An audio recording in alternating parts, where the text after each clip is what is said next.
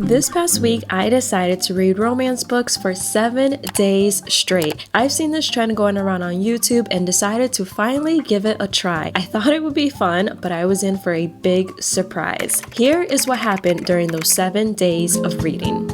And to kick off this challenge, I decided to read The Cheat Sheet by Sarah Adams. I'm super excited to dive into this book because I've heard so many great things, and I hope that it starts off this challenge on a high note. Without further ado, I'm going to start reading. Alright guys, I'm on page 52, and so far I'm getting both main characters' point of view. So the female, her name is Bree, and also the guy's point of view, and his name is Nathan. I'm really enjoying that aspect of the book so far. The book is actually pretty funny. I'm a little worried that the characters are going to be whiny throughout the book. They're a little whiny right now, but they're funny as well. So I'm trying to look past that aspect of the characters. I don't know. I'm enjoying the book so far. That's all I gotta say. It's the next morning and I have some thoughts. Let's go over the basics. The book itself is really fast paced, super easy to read. Was able to finish it fairly early on in the night. It was entertaining enough where I didn't feel the need to put it down. So that was a plus. I really enjoyed how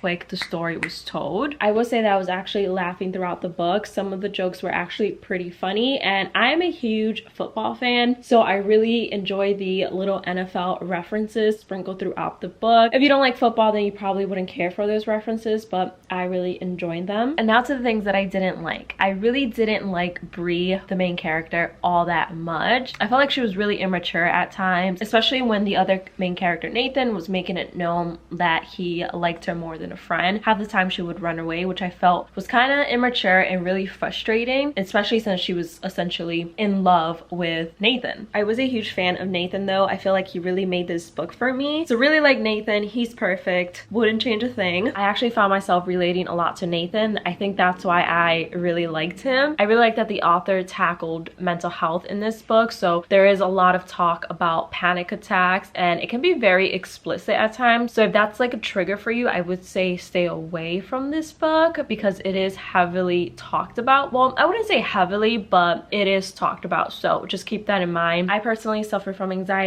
and I have had panic attacks in the past, and I didn't really find the book triggering, but I just like to make that disclaimer because you just never know. Overall, I would give this book a 3 out of 5 stars. I really enjoyed Nathan's and Bree's friendship. Even though it's not my fave book of all time, I still think it's a pretty decent read, especially for the summertime. I think this would make a great book to read by the pool or on the beach because it is so quick. You can literally read it in one sitting if you wanted to. It is currently 5:38 in the evening. So far I've only been able to read in the late afternoon for this reading challenge, and I hope that doesn't affect my opinions of books because I tend to be obviously more tired in the evening. Today's Tuesday. I don't think I mentioned that yet. And I'll be reading Second First Impressions by Sally Thorne. In case you didn't know, Sally Thorne wrote The Hating Game, which is a super popular book. I thought The Hating Game was such a cute little love story, so I am really excited to start Second First Impressions, and I do have a lot of high expectations for this book, and I hope that it delivers. So let's get to reading. I'm excited about this one, you guys. I just got to the part of the book where the main character meets her love interest, Teddy, but Teddy confuses her for an old lady. It was just the most awkward, embarrassing first meeting ever. Like, how do you confuse this 25-year-old with an old woman? How do they move on from that first interaction? It's so awkward.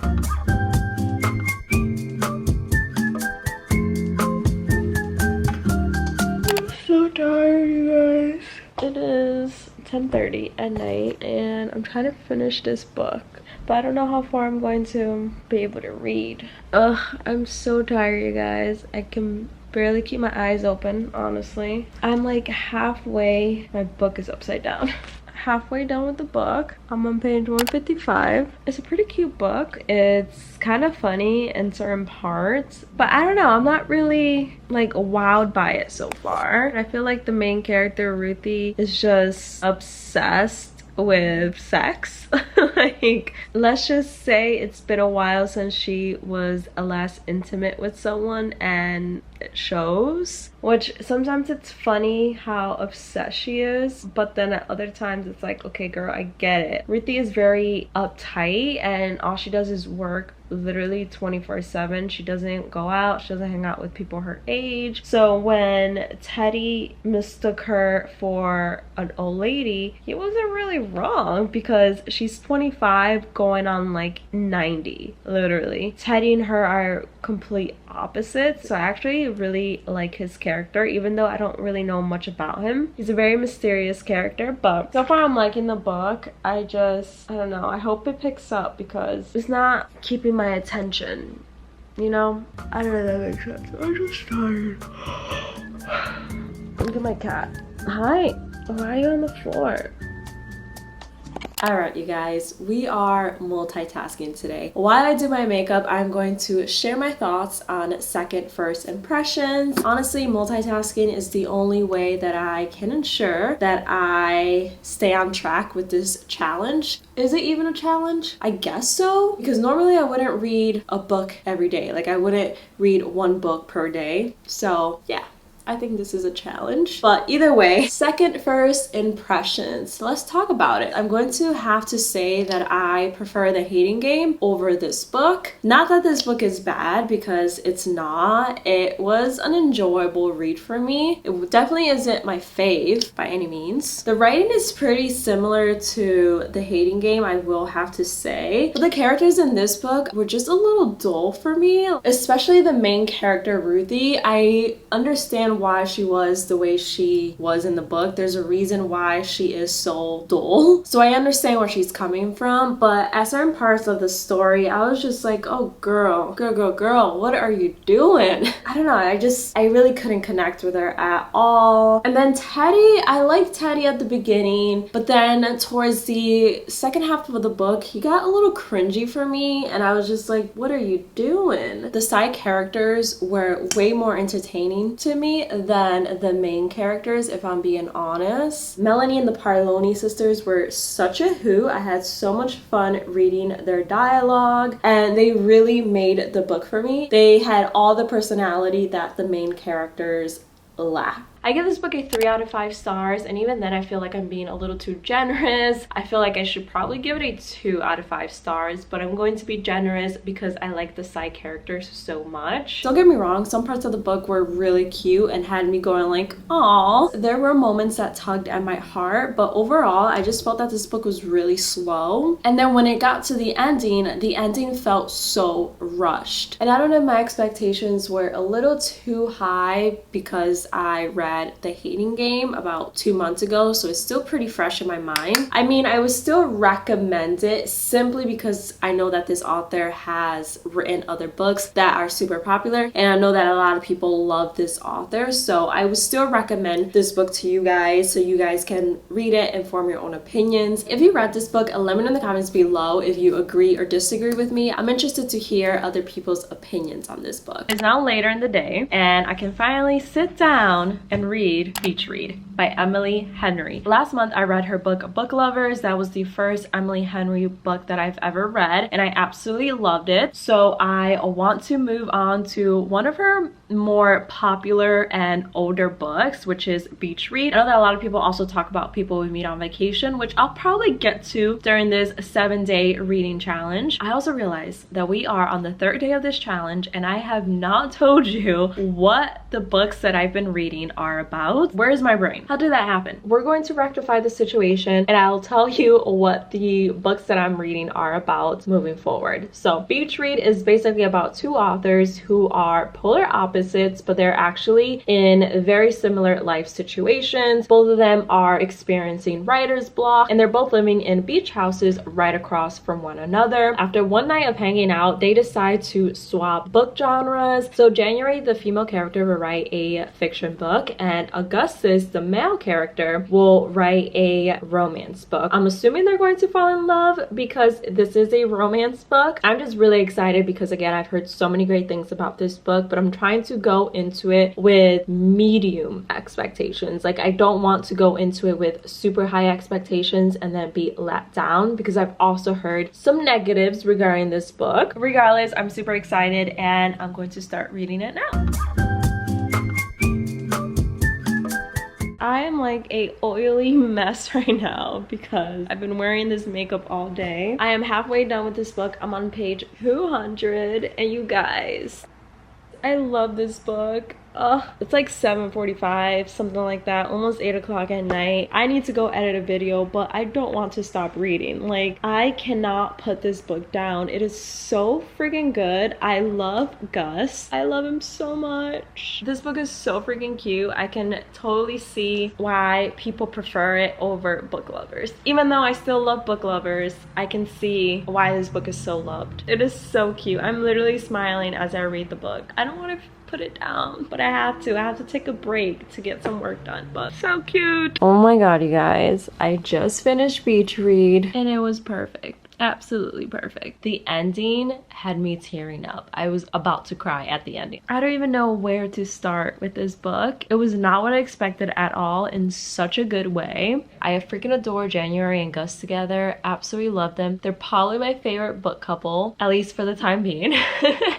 But I absolutely love them together. They were so cute. I also like that not only does Beach Read have, like, obviously the romance element to it, but it also again has life lessons written into the story, and the two main characters go through a lot of growth together, which I love. I literally have nothing to complain about regarding the main characters. Absolutely love them. I don't know what to say without giving too much of the plot away because I love it so much, so I want to gush about everything that happened, but I also know that not everyone has read the book yet. If you haven't read Beach Read yet, please read it. It is so good. I'm also relieved that I fell in love with this book because the first two books that I read during this 7-day reading challenge, they were like okay, nothing special, nothing great. So I was starting to lose hope for this week, and I didn't want this week to be a fail, but Beach Read has made this reading challenge worth it for me. Like, absolutely loved it. I literally did not want to put the book down. Highly recommend. A 5-star read for me. And yeah,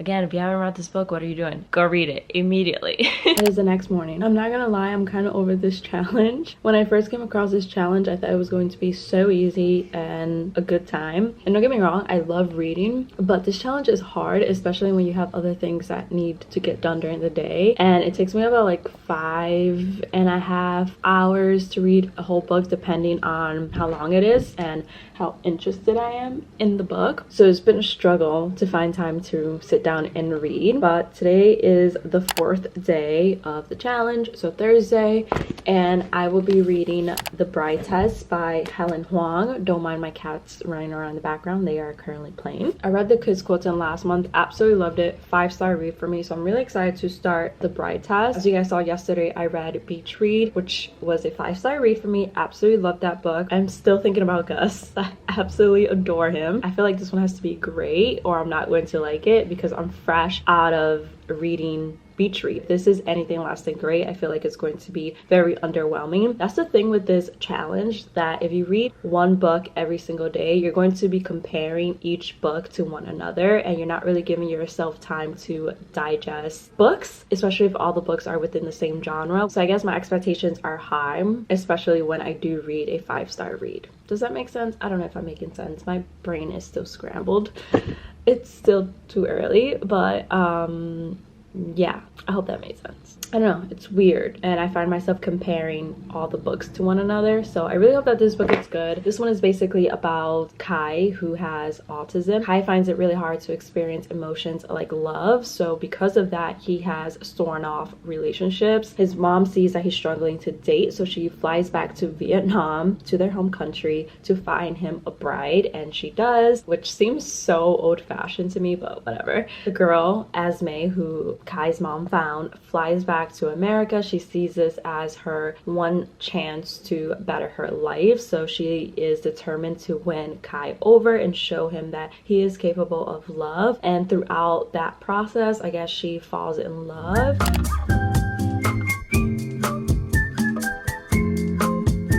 you want to be in my video? No? Do you want to be in my video?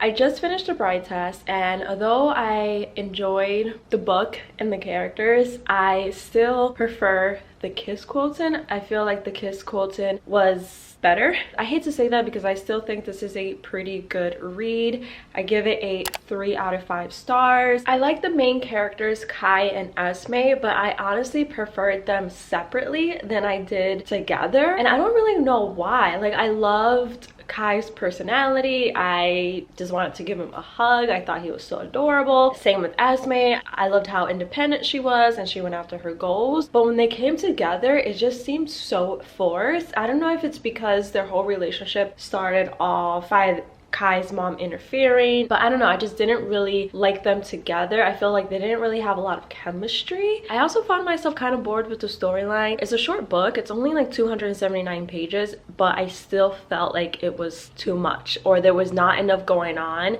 to keep my interest going. Even though I wasn't a huge fan of the book, I still think it's amazing that Helen Huang writes her main characters as autistic. I think autism and any other type of disability is super underrepresented in books, specifically romance. So I love that every main character in this series has autism. I definitely think other authors should take some notes on Ms. Helen Huang. Even though I'm not a fan of The Bride Test, I still think that Helen Huang is doing amazing things, and I am happy to continue the series. It's Friday, you guys, and I'm officially over this challenge. I still have to read the whole weekend. Who told me to do this challenge? Why did I start this challenge?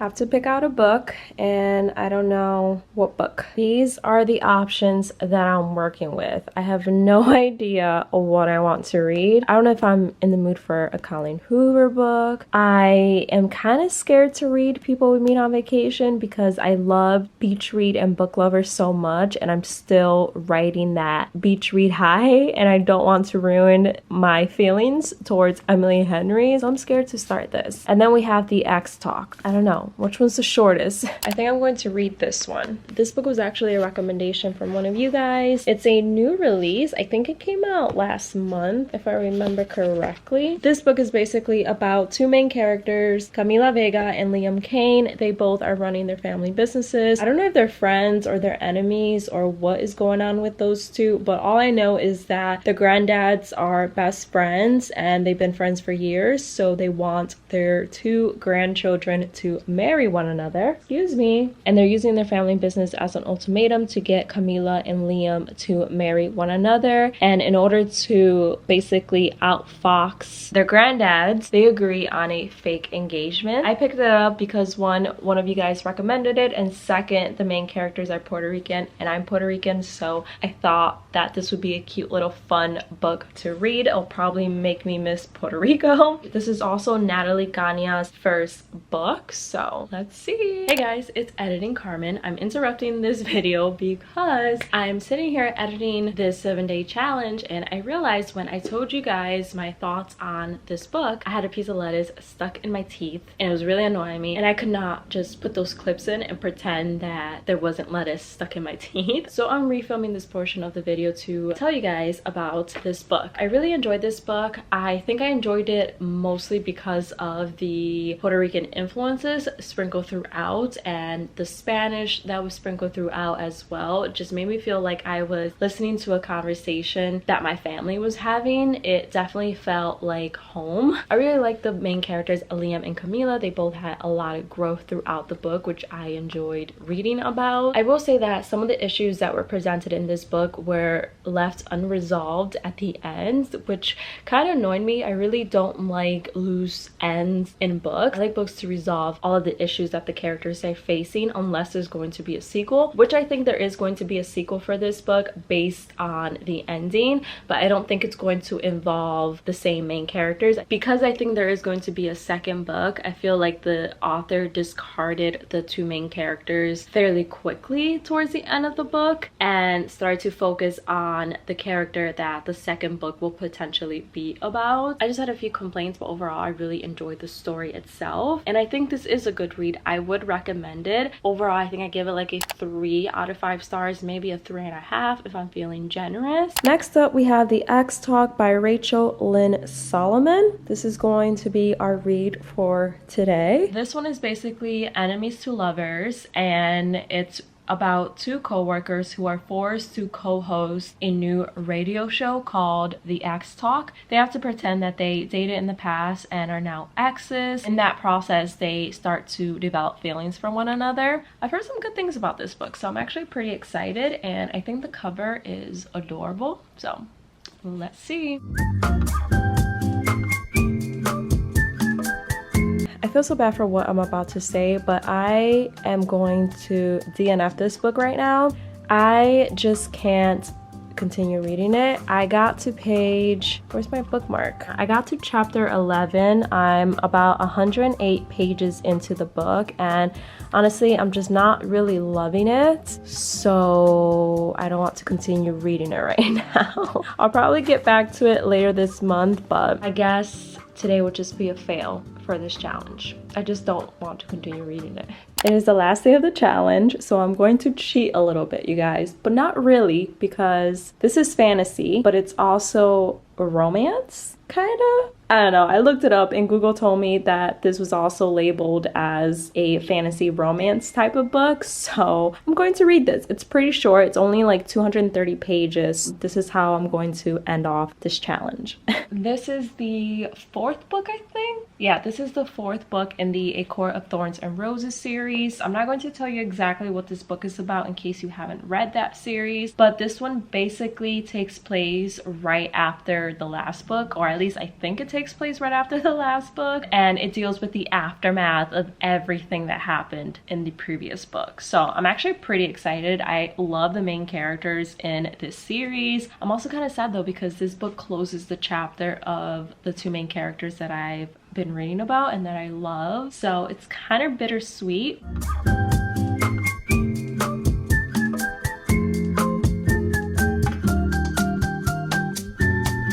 Alright, so it is the next morning and I finished A Court of Frost and Starlight last night. I will have to say that I give this book like a 3 out of 5 stars. I don't really think this book added anything to the series, if I'm being honest. I enjoyed it mainly because I love all the characters in the series. And one thing I did like about this book is that it's told from the POV of literally every character. Well, all the important characters. You got to see where they were after everything that happened in the last book. But again, I don't think it added anything new to the series because nothing was resolved. I don't know if the author is planning to write books on every character mentioned in this book, and that's why their issues weren't resolved. It was just a whole lot of nothing, like a lot of conflict that just at the end of the day was not resolved. I hate to say that because I loved this series so much. I just don't see the point of this book. But that concludes this 7-day reading challenge, you guys. I'm so happy that this challenge is officially over.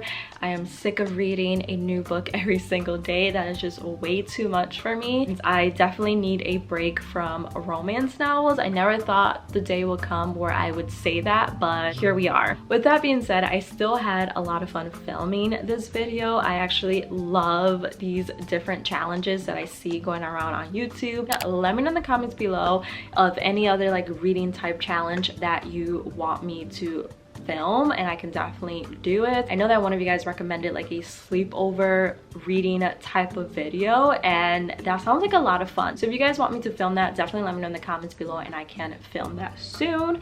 But that is pretty much it for this video. I really hope you guys enjoyed watching. If you did, don't forget to give it a big thumbs up. Don't forget to subscribe. I would love to have you a part of my channel, and I'll see you guys in the next one. Bye guys.